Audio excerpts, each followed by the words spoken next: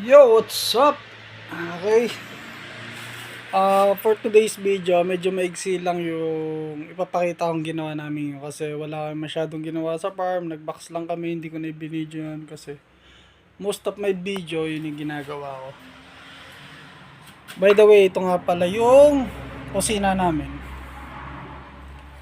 May rep, may rice cooker, may lutuan naman dyan. Pero doon kami minsan nagluluto pag chicken. Doon kami nagluto sa kabila. Then, ito yung liguan namin. Yan. Ano nga miliguan? May heater naman yan kasi sobrang lamig dito. And dito ako sa kwarto. Kaliligo lang tapos ko lang maligo. Okay. Aming kwarto.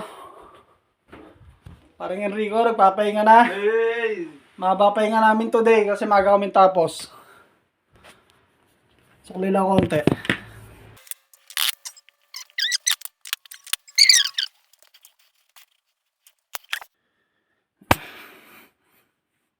Tapos ka na kumain? Kaya nga. Sige, sige. Ano ako doon. Gawa lang konting video. Okay. So yung parang wala naman nagbago sa buhok ko, magulo pa rin. Yun nga pala. Marami kasi nagtatanong kung paano daw mag-apply. Well, yung pag-apply kasi is nagpasa lang kami resume sa munisipyo namin. Kami sa Laurel, Batangas. Nagpasa lang kami doon, then naghintay kami na matawagan for orientation, then interview kila madam. Tapos noon, waiting ulit kung kailan papamedical, then waiting ang process ng paper, documents yun, mga requirements. So, ganun po. Sa mga nag-a-apply po kung paano mag-apply dito sa Korea.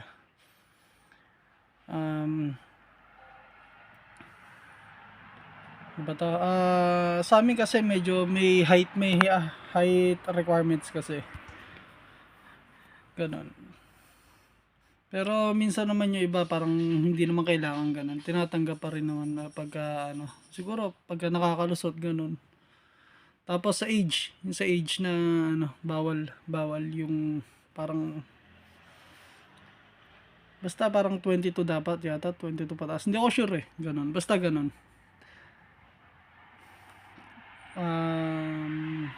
Hindi ko rin maalala kung hanggang ilang taon. Yun.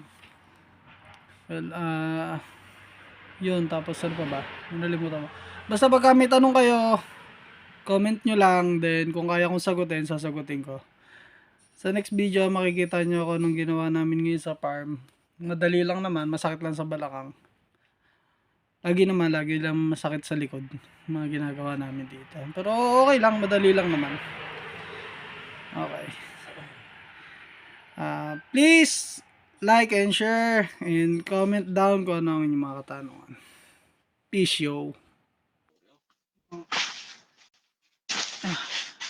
So gagawin ngayon, i-spray ng bukong bulaklak. Yan.